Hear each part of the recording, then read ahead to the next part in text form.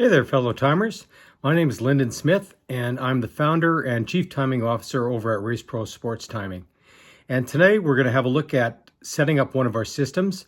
Specifically, we're going to set up a Motorola reader with some panel antennas, and we're going to hook that directly up to a laptop. So here we go with a system tour. Okay, first off, we have a Windows laptop, and I'm running Windows 10 on this, latest version of that. And I'm also running Webscorer timing on that. And of course, that is updated via the Microsoft Store. So make sure you got the latest version on that. You can see I like to use a mouse. That's not necessary, but that helps me out on location. And definitely make sure you've got a good AC power source and that your laptop is plugged in. Right now, I've got it plugged into a power bar, and that is something I would recommend for all outdoor events as well. Typically, I don't run off a generator.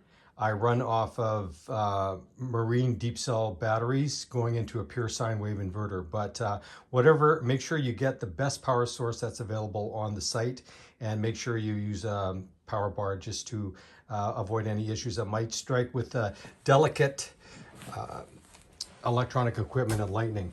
Now here in the Pelican case, we've got the Motorola reader, and that's here. And you can see that there's a bunch of numbers on it, and these are IP addresses which your laptop will use to find the reader. And sometimes we use a router, either a wired router or a wireless cellular router. So I've got various IP addresses here, but for today, this IP address here should be the one that works, and we can confirm that in just a minute. Alongside the Motorola, we've got PoE injector, and what this is power over Ethernet. And so this is going to use Ethernet cables to not only communicate with the computer, but also to power the reader. We've got AC cable for that injector, a printer cable, printer USB to USB cable, and what that is used for is to, we hook it up here on the reader, and then to a USB port, a spare USB port on the computer. I've got a couple here. We'll hook that up in a minute, and that's going to help us determine the IP address or confirm the IP address. So that USB is not actually used in the timing, but it's used in setting this up. And if this for some reason changes, the USB cable will flag that and make the changes in Webscorer accordingly. And we also have two short Ethernet cables. The colors really don't matter, but this will hook up to from the PoE injector to the reader, and also from the PoE injector to the laptop. So that's the way that's going to work. Also, I have one antenna here. Four are going to be used, but for setting up and testing in the house, I just use one. That's all you really need to make sure everything's working. And I usually just grab the shortest cable too. This is a 15-footer. On the green tag here, you can see the length of the cable, and I usually have all our cables numbered anyways. This is the system that we're going to be using to test everything out. Okay, we're back. I've hooked everything up now, and I'll go through it all connection by connection, starting with the internet. So right now I'm just hooked up to my home internet. You can see, I don't know if you can see down here in the bottom corner, there's a little Wi-Fi thing right there. So that's hooked up to my personal internet at home. However, on location, I use either a Wi-Fi cellular router, or more typically, I would use a hotspot off my iPhone. So I'm not familiar with the procedure for Android phones, but if you have an iPhone, go to settings, and then at the bottom of the first menu, there's personal hotspot. Turn personal hotspot on, and it will give you a key, a WEP key or a security ID to enter into your laptop, and then you can tether off of that. So I would encourage you to not move the phone too far away from the timing system when you're having your race. The race is only an hour or two long typically, so if you can use a phone that basically you won't be getting a lot of calls on, or texts or anything like that, because you don't want to like the system should keep working with that. The live results would be the only thing that would be impacted. But just in case, it's best to keep the phone close and to basically not use it for anything but a Wi-Fi hotspot for those couple hours that you're going to need it. So that is the cellular connection. And by the way, live results use almost no data. So you don't have to worry about going way over on your plan or whatever. It's just basically numbers and very few numbers at that. So data is not an issue, or the amount of data. Okay, let's go through the hookup. So the PoE injector is kind of the center of this. So you can see that it's clearly labeled on the one that says RFID reader. That is going to the only place on the reader that it can fit, which is on the far right here. You can see that little port there. And on this side of it, where it says router or laptop, that is going to that's going to the Ethernet port on this laptop. That's why I bought this laptop, is because it has an Ethernet port. You will have to use an adapter from one of your USB ports. So a USB to network. And these are Cat 5 or Cat 6 network cables. I typically use Cat 6. You can also see the black USB cable, and that guy is going back here to the USB port, or one of the USB ports on the Motorola reader. And once again, that's just used simply for confirming the IP address. I should mention where to set this stuff up. Basically, you want the equipment to be cool and you want the equipment to be dry. So if it's super hot and sunny out, definitely use a pop-up tent or find some shade. Right now, I'm using fairly short Ethernet cables, but Ethernet cables can be quite a bit longer if you do need to get the reader away and so on. But anyways, typically keep it under a pop-up tent. And another thing, there are heat sinks on the bottom of this Motorola to keep it cool. So I don't leave it sit flat in here. I kind of tip it up like this on the edge so it can cool, or I take it right out because you don't want it, basically you don't want to block the vents and have the thing overheat. Okay, so on the back, once again, I have just one antenna hooked up for testing purposes. That's to port 1. And that is going and terminating here at the back of this antenna. And just make sure you put these cables in to both the reader and to the antenna perfectly straight, just so there are no cross-threading. And be really careful when you wrap up the cables too, because they are quite delicate, and the longer the cable, the thicker it is and the more unwieldy it becomes. So bottom line is, that's the one thing I won't let volunteers do, is wrap up my cables, my timing cables, because they can easily get damaged. Okay, so that should be all the hookups here. We've got a good power supply. All the connections are made.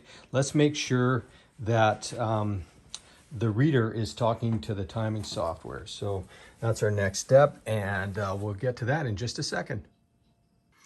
Okay, it's time to check out the Webscorer software and make sure everything is communicating with the reader correctly. So I have put a shortcut to Webscorer down here on my toolbar, so I'm just going to click on that. And we will make sure that you have the required login credentials for Webscorer to download a start list, and also to use the RFID timing. So let's go up here to download or create a race with a start list. And we're going to use download start list from webscorer.com. And then we're going to go to my posted start lists. You can see a bunch of them. This is a test for the Teen Challenge one that I created, I guess, on August 13th. There will be a final one that you will download before the race. You can do that the night before, and we'll communicate about when that's ready to go. But for the purposes of testing, please leave all of these alone. but we're going to keep on scrolling down to Star Wars Fun Run Test. All right, so let's click on that one. And I set that up as firstly is the race name here. That's automatically comes from the file I uploaded to Webscorer. We're going to select Wave Start for this. Now, for the Team Challenge run, it might well be Mass Start. Mass Start means like everybody, all the 5K, the 10K, all the different groups start at once. If there are different groups, like typically the 10K would go out first, and then a few minutes later the 5K would go out, we would put in Wave Start. So it depends on the race. For this particular test race, we're going to use Wave, but once again, the race year timing might well use Mass. It'll be one of those two. Wave Start options we're going to leave that at the default manual here. Then we're going to go to the top right and go to Lap Setup. Now, lap setup, multiple distances. Most races have multiple distances, so you can just leave that on. You can ignore the other ones unless we talk about that in advance. All right, so let's go to distances, and I apologize, geez, if the video is moving a little bit here because it looks like it is in the screen. Okay, so for distances, this should be downloaded from Webscorer as well. You won't have to do anything. That I create these when I set up the race in Webscorer from the spreadsheets. So in this one, there's going to be a 5K and a 10K, and I believe that's the same in the upcoming Teen Challenge run. And so we're going to go to the top right and click on Racer. Now, for the racer, we need the name. Yes, we want that. The bib number. Yes, we want that. You can leave the default numeric for bib type. Category, that's age category. And a lot of races nowadays, and including the Teen Challenge one, don't necessarily need that. So you can turn category off. Similarly with age on the Teen Challenge run, you can turn that off, although for most races, I typically have age categories turned on. And again, the age categories are set up in advance. So this would automatically happen when you download the start list from webscorer.com, but you would have to leave these two on. So, but for the purposes of example, we're going to leave these off today. Year of birth, you'd leave that off. Gender, we're going to leave that on. Once again, there's been a real move now in the last couple of years to not include gender. So some races we do, including some of the large ones, will not have gender on. And racer check-in, we can leave that off. All right, so let's go to hardware. And chip timing, yes, we are chip timing this race. You can select RFID-LLRP, that's what we're going to be using, and you click on that, and then go up to, or actually go to any reader with LLRP. Just make sure that that is selected, and then external timer off, barcode scanner off, and time trigger and race starter. You can leave all of that off. Then top right corner, let's go to chip.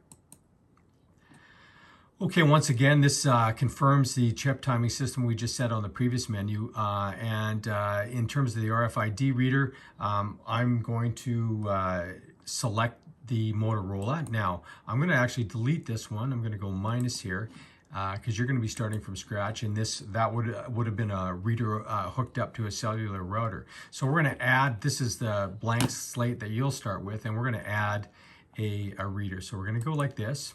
And it's going to go connection type. And this is different for wireless connections, like when I'm tying a race on an iPad or an iPhone, but we're using a laptop for the purposes of this demonstration. So we're going to scroll down to USB connection to FX7500/FX9600 readers. So that was the aforementioned USB printer cable that we hooked up earlier. So there's that, and 169.254.10.1 is the number that I put on the yellow tape on that. So that should do the trick, because that's the number that Webscorer has sensed from the reader. All right, so now I'm going to click on done over up in the top, and then the bottom bar here on the right side, I'm going to go test connection.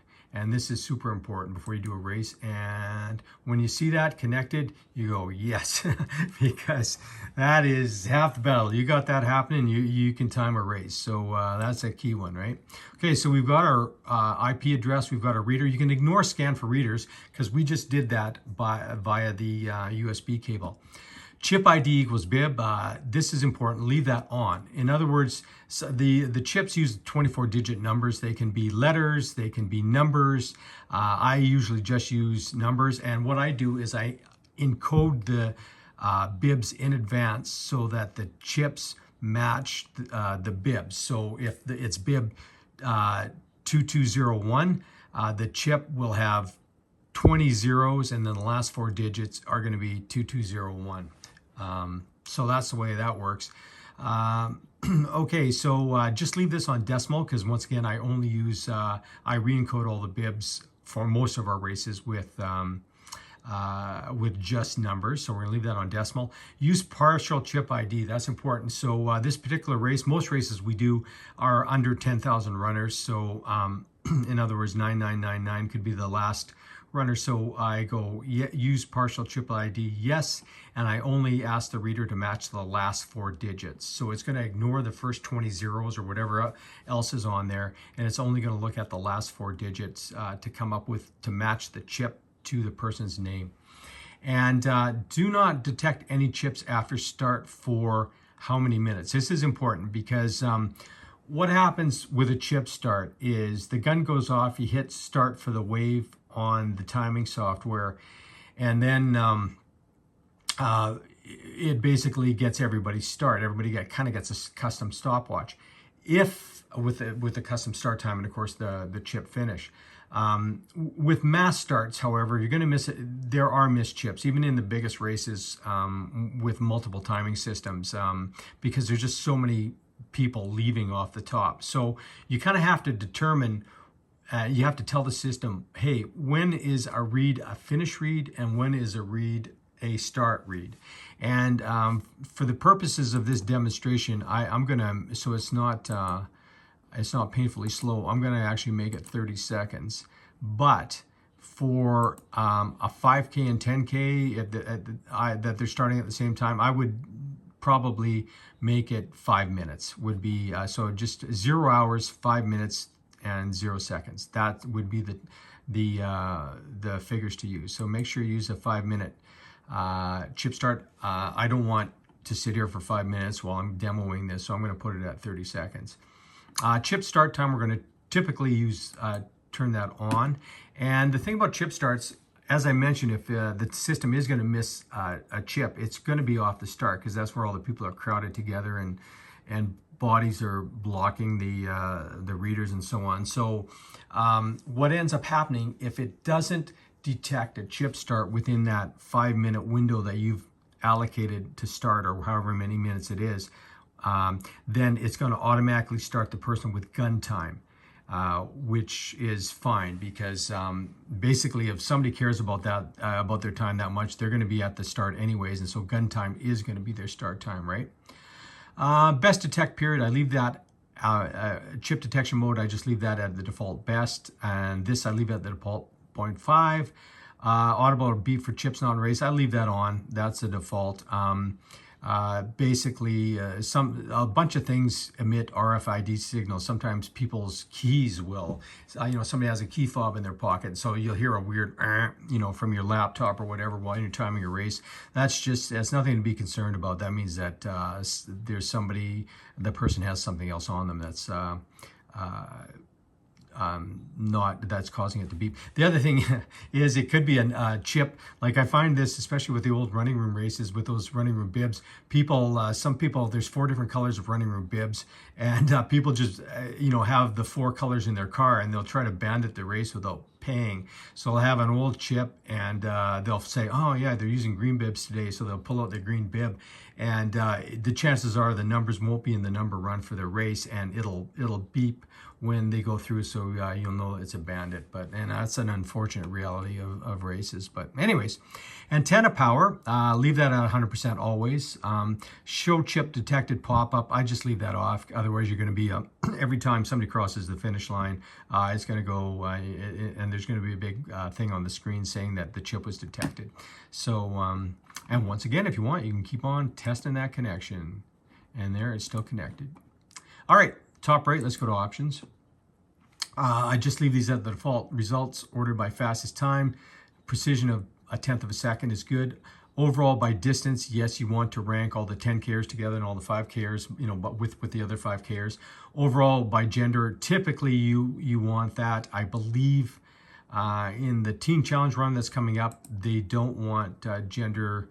And once again, that is the trend, is to kind of get rid of gender in road races, and the rest of them, team scoring, all of that, you can ignore that, all of that, and leave that off. Okay, waves. Okay, so this default here is set the start wave to be the same as distance, and yes, that's the way I've always done it. So there's the 5K wave, the 10K wave, and then the start list.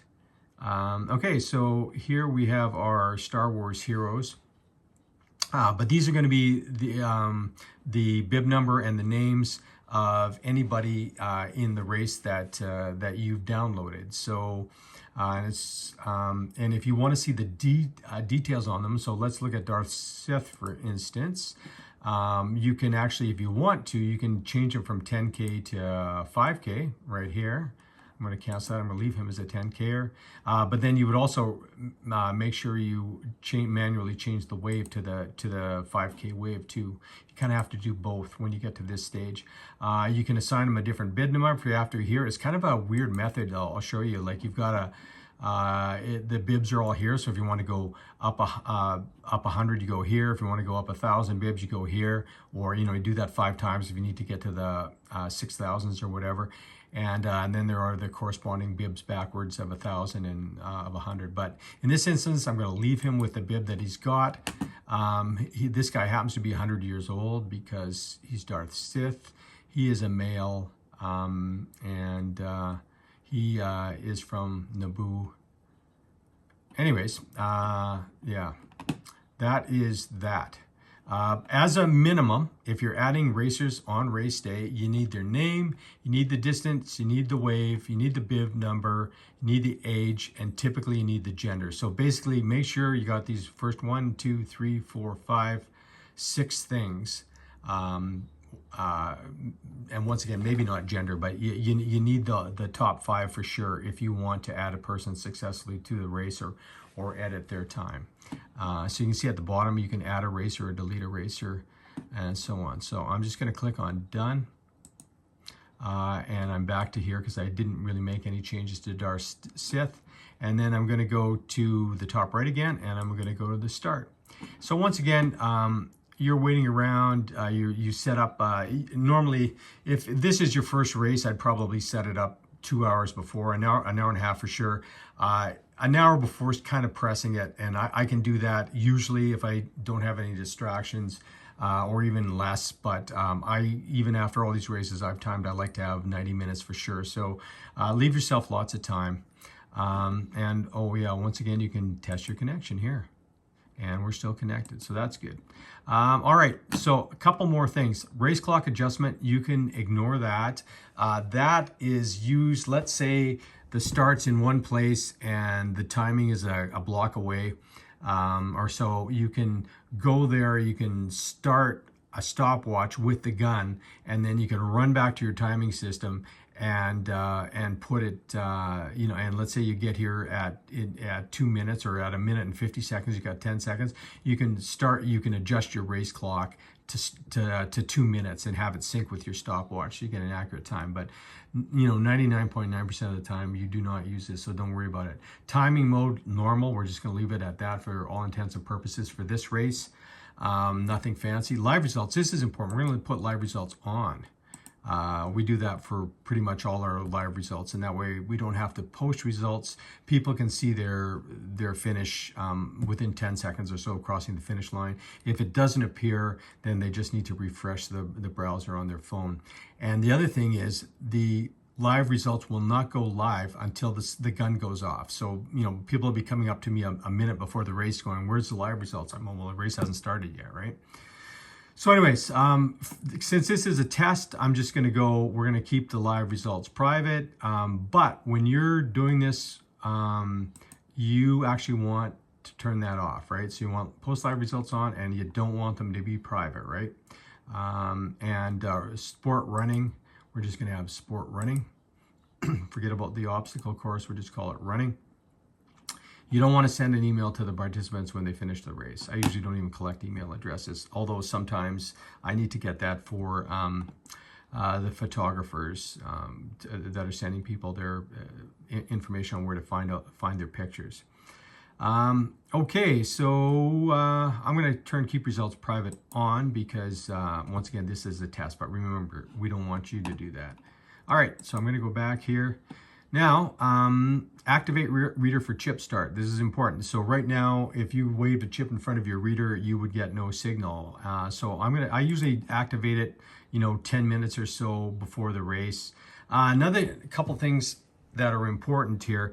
You want to set your screen so it never turns off. Whatever device you're using to time your race, be it an iPad or an iPhone or your computer, you want to set it so you don't go to screensaver mode, because that can, and you certainly don't want your computer to go to sleep ever. So that is super important to figure that out. And the other thing that I would definitely do is turn Windows Update off, like automatic update off. Turn, I use Adobe Creative Cloud, Photoshop and all that. Like turn off auto update on everything. And I don't even have a password on my timing laptop. I just want it to up and go, right? So anyways, those are just some things to watch out for. All right, so when you, let's say normally you start the 10K first, I would just go boom, and I would start the wave. If you're starting the 10K and the 5K at the same time, you just go like that, and you make sure they're both selected, and we'll do that for this, the purpose of this race. But once again, you could just do one and then start the wave, and then when you're ready to go with the second one, you can hear that beep beep. It's detecting some start chips, because I do have some chips near here. And now let's say I'm ready to start the 5K. I just go start wave here. Once again, I could have done those both at the same time. So now we are timing the race. We are spitting out live results, or we should be. And you're wondering, okay, who's bib 729? Well, you can go down here and click show name. And then you say, oh, that's Princess Leia and Boba Fett. And now you can see everybody's coming in because I have the chips close by. They go yellow first when they're first detected, and then they it disappears. And anyways, the marks are down here, or the times are down here. The order everybody finished in. There's different views you can go through. There's normal view, which looks like that.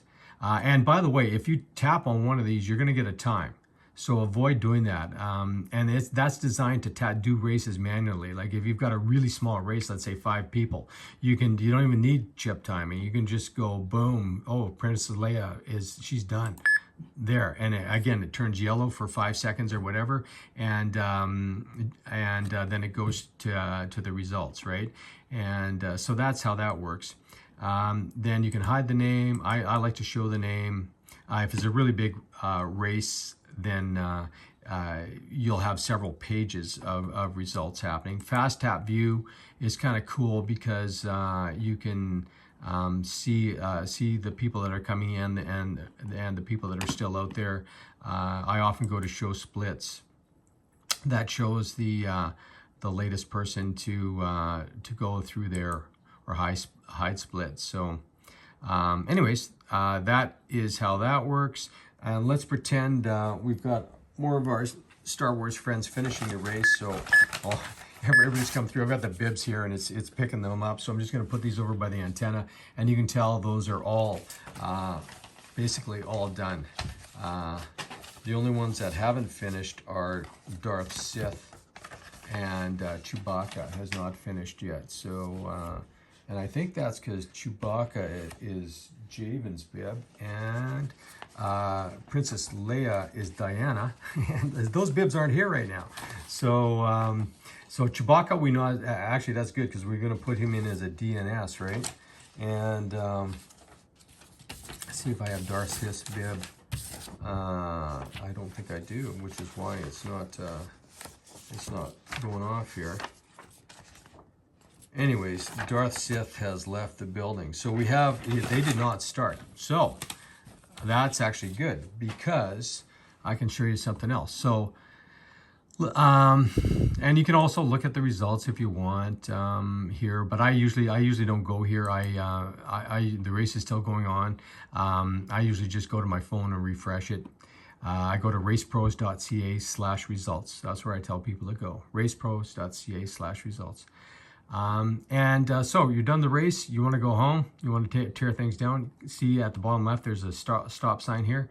You go to race control, and if it's just a test and you want to do the whole thing again, you can go to restart race, false start. I do that a lot when I'm practicing at home, but of course you don't want to do that during the race. You want to go to finish race, race completed.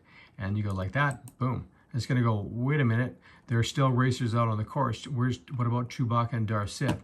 And you go, well, those races did not start. Usually I don't mark them as DNF unless I know the particular racers did not finish. I mark them as did not start. And you can always edit that later. We can edit results later. So I always tell people the live results are preliminary live results. Sometimes people accidentally swap bibs, like in a family, you know, the husband's wearing the wife's bib or the kid's bib and would set a world record, right? So, you know, we sometimes have to edit them to make them accurate. So I'm going to mark these guys as DNS, and boom, your race is gone. And then I go up in the top right and I go post. And then I just say, okay, well, the sport has been selected before running, and that's it. I go, yep, okay. And then I go to post to webscorer.com. See this one here, public race searches, searchable by anyone. This one was a private race, so you can do this for your tests, but for the actual event, you'll want to post it to webscorer.com. Public. So I'm gonna just do a private one right now, and then you can just leave paste results off. You can put in a photo or a logo. You can open the camera if you want, but I just ignore this. I also don't put any race notes in there, and I post the results to webscorer.com. And you know, when it's all done, you can this will be findable by logging into Webscorer with my account, with the Race Pros account. But another thing you can do is email the URL, and you can send that to basically me, and then I can distribute it to the client. So that's just bringing up an email program, and this computer's slow, so I'm going to just ignore that now. So that's it. You're done. Success. Awesome. Way to go, team.